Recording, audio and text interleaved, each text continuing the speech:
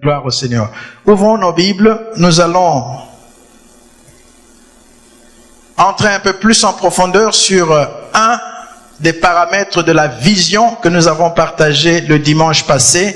Juste à titre de rappel, nous avons parlé des critères à respecter lorsque vous formulez votre vision personnelle. Je vous ai encouragé en vous disant que le manque de vision est l'un des facteurs ou des causes des échecs, ce qui contribue à l'échec. Lorsqu'on ne planifie pas sa réussite, on planifie son échec.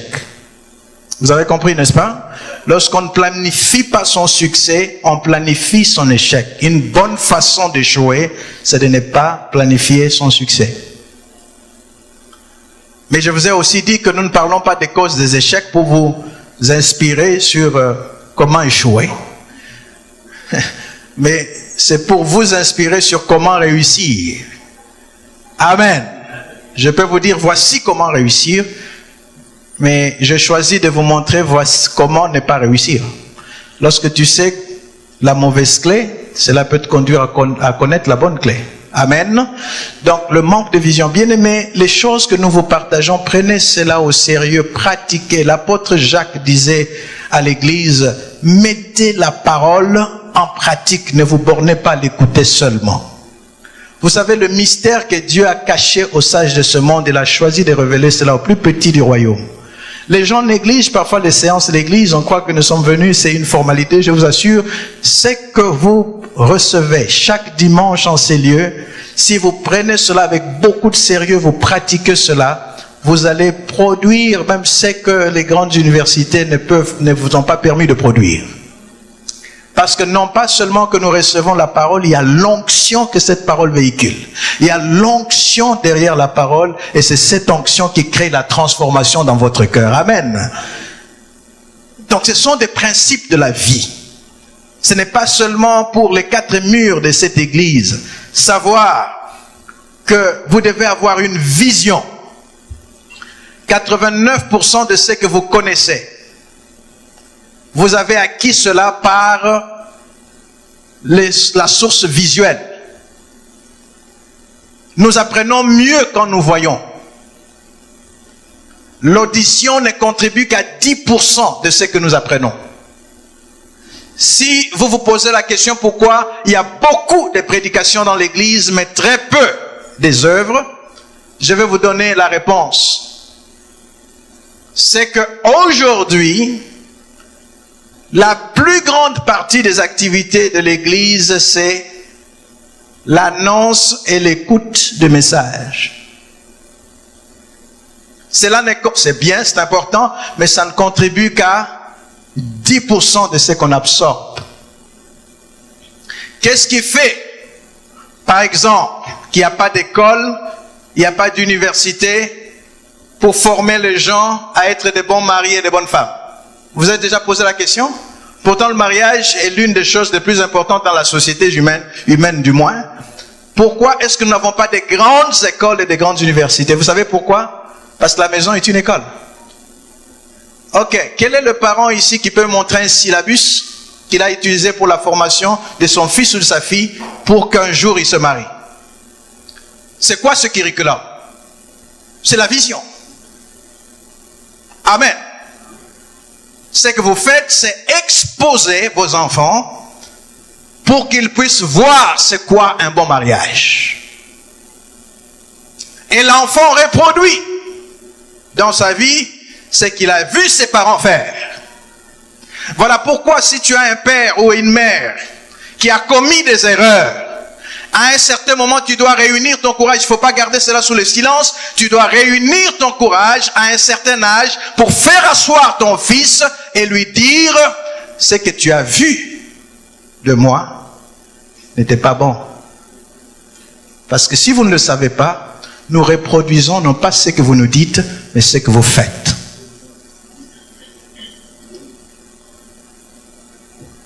C'est très souvent, vous allez remarquer, le péché du père devient le péché du fils.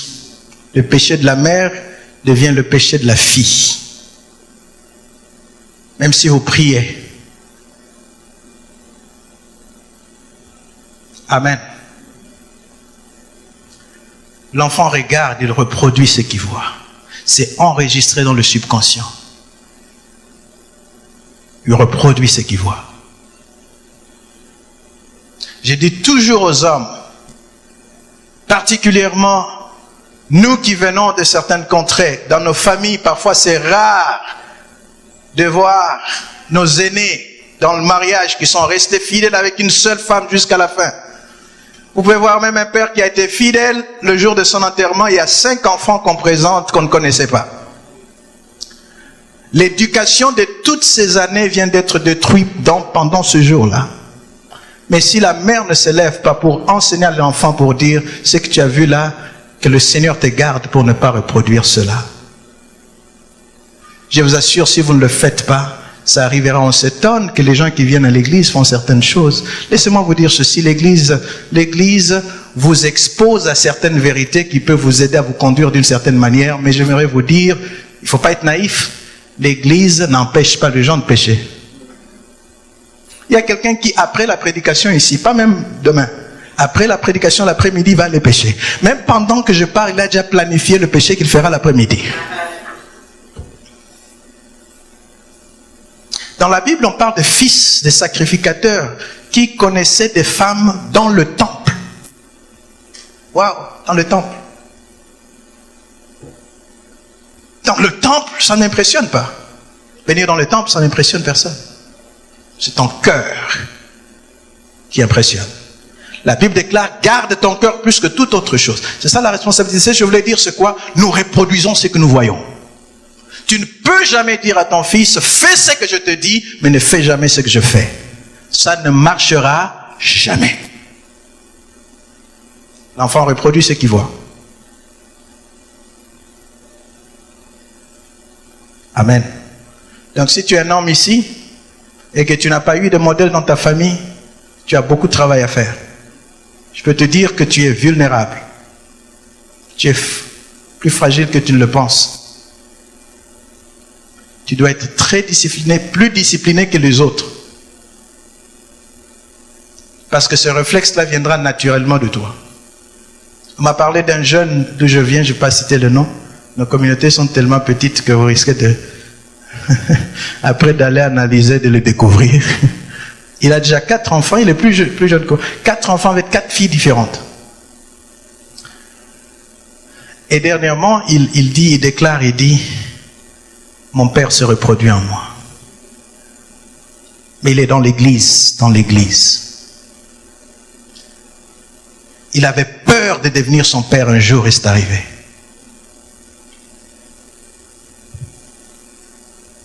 La vision.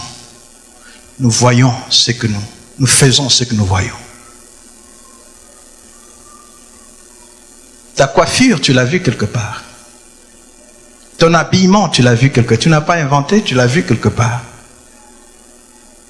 Même ma façon de parler, j'ai entendu et vu. Ma façon de prêcher, je ne suis pas né comme ça. Si vous me suivez, vous pouvez voir beaucoup de prédicateurs en moi. Vous pouvez voir Lukusa, vous pouvez voir Miles Monroe, vous pouvez...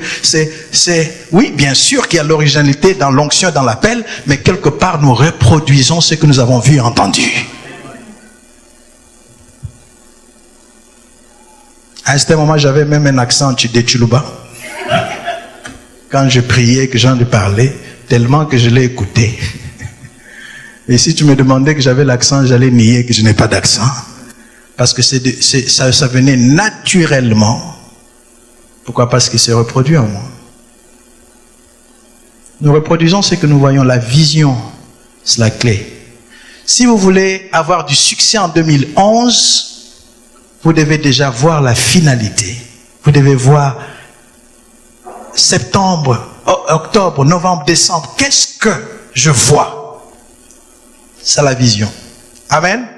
Et nous avons dit que la vision doit être claire, elle doit être précise, elle doit être simple, elle doit être mesurable, elle doit être documentée. Il faut l'écrire comme Habakkuk dit. La vision doit répondre aux besoins. C'est de ça que nous allons parler aujourd'hui.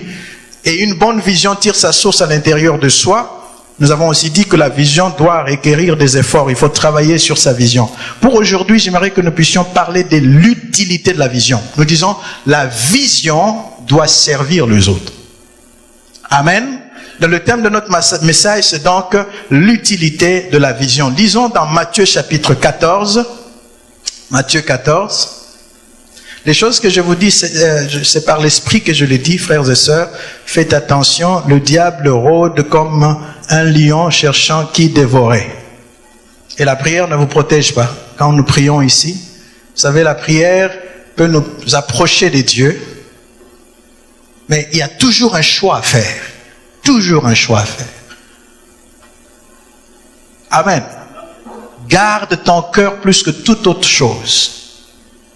J'ai dit ça même à mes collègues pasteurs, il faut faire attention. Il ne faut jamais avoir l'habitude de recevoir des jeunes filles seules, sans personne autour, ta porte fermée, vous êtes là-dedans. C'est très dangereux. Tu es un homme, tu peux être loin comme tu veux. Une femme, c'est une femme, si elle est belle, surtout, si tu es un homme normal, tu vas sentir quelque chose. Et si vous passez du temps, il y a des gens qui...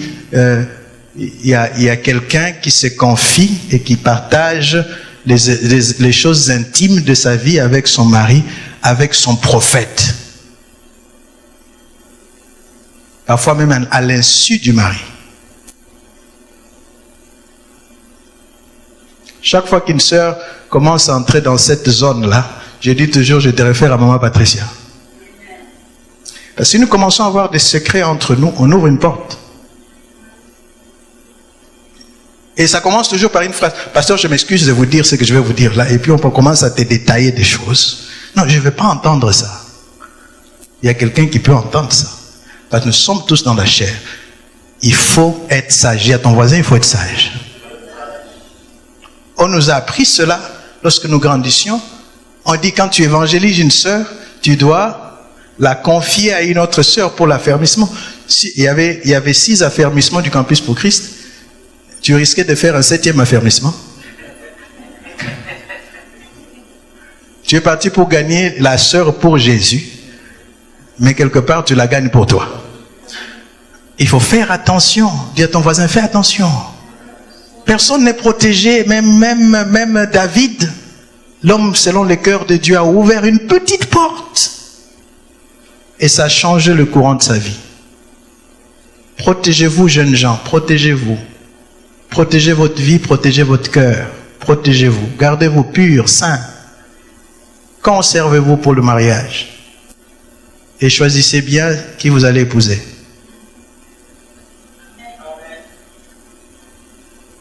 Protégez-vous. Surtout dans ce pays, les gens font certaines choses, ça passe. Je le dis, il faut que je le dise. Vous êtes d'accord qu'il faut que je dise ça? Je le dise. On vous vend beaucoup d'images. La vision, beaucoup d'images. Sur YouTube, sur tout ça, Internet, beaucoup d'images qu'on vous vend. Mais conservez votre conscience pure. Protégez vos yeux, vos oreilles, votre cœur. Protégez-vous. Amen. La Bible dit que tout ce qui est honorable et digne d'approbation fasse l'objet de votre méditation. Parce que vous devenez le produit de vos pensées. Ce que vous pensez, vous le devenez. Alors, dans ce passage, nous allons lire, si vous avez trouvé avec moi Matthieu 14.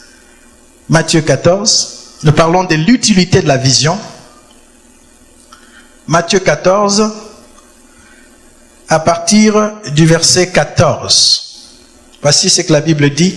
Quand il sortit de la barque, il vit une grande foule et fut ému de compassion pour elle et il guérit le malade. J'aimerais que vous puissiez vraiment lire attentivement ce que la Bible déclare ici.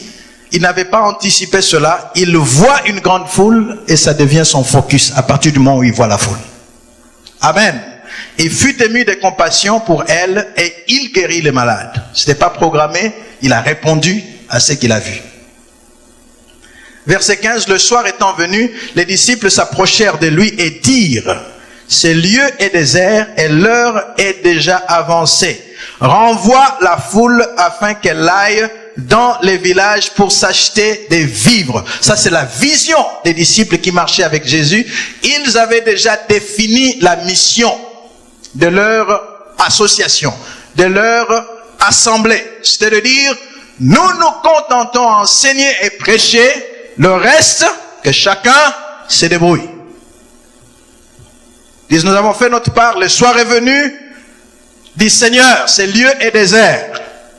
L'heure est déjà avancée. Renvoie la foule afin qu'elle aille dans le village pour s'acheter des vivres. Elle-même, qu'elle dépense son argent, qu'elle se débrouille pour trouver solution à ses problèmes. Jésus leur répondit, ils n'ont pas besoin de s'en aller. Donnez-leur vous-même à manger. Comme pour dire, notre travail ne se limite pas à la prédication. Il dit, leur faim, c'est aussi notre affaire. Je parle à l'église ce matin. L'évangile qu'on nous prêche aujourd'hui, c'est l'évangile de chercher la face de Dieu pour ta destinée, pour ton mariage, pour ta percée, pour ta protection, pour ta bénédiction, pour ton élévation. Et même le chant, ma saison arrive. Mais j'aimerais aujourd'hui que nous puissions avoir une autre dimension de la vision selon Dieu. Nous parlons de l'utilité de la vision. Les disciples disent, nous avons prêché, nous avons fait notre part, mais le manger, ce n'est pas notre affaire. Qu'ils aillent se débrouiller, le Seigneur dit, ils n'ont pas besoin de s'en aller. Pourquoi? Parce que la solution est ici. Les gens qui viennent à l'église, après que nous ayons prié, après que nous ayons fait toutes les activités spirituelles autour d'eux, n'ont pas besoin de s'en aller pour chercher d'autres solutions ailleurs, parce que la solution est ici. C'est ce que Jésus, c'était ça la vision. Vous savez, nous n'avons pas inventé l'église. Vous pouvez prendre la vision de quelqu'un, dévier la vision. Je crois que beaucoup de gens ont kidnappé la vision de Jésus, l'ont déviée. Amen. Imagine-toi qu'on t'engage à McDonald's, tu arrives, tu commences à vendre les bananes plantains. Bon, c'est bon, nous savons que c'est bon, mais ce n'est pas le contexte pour ça. Tu dois d'abord connaître quelle est la vision. Oui, ils sont dans la restauration, mais qu'est-ce qu'ils vendent? Amen. Tu ne vas pas commencer, non, ils vendent le steak. Non, non, c'est pas ça. Ils ne vendent pas la qualité des aliments, ils vendent la rapidité de service. Celui qui veut la qualité, il y a d'autres restaurants qui vendent la qualité et tu vas attendre peut-être 30 minutes avant qu'on t'amène ton plat. Et à McDonald's, tu arrives, tu passes la commande, tu passes à l'autre fenêtre, ça t'attend. Ok. Tu sacrifies la qualité, pourquoi? Alors, si tu es manager de McDonald's, respecte la vision. Si tu es contre ce qu'ils vendent, va chercher l'emploi ailleurs. Qu'est-ce que je veux dire par là? C'est que lorsque nous servons Jésus, nous devons comprendre c'est quoi sa vision. Comment est-ce qu'il voit les choses? Vous voyez, les disciples ont proposé une vision qui n'était pas sa vision. Leur vision, c'était, nous prêchons et les gens se débrouillent pour manger. Jésus dit, nous prêchons et nous nourrissons. Nous faisons du full gospel, du plein évangile. Nous prêchons, nous nourrissons. Il dit, ils n'ont pas besoin d'aller où que ce soit, parce que toute la solution à leur problème est dans ces lieux.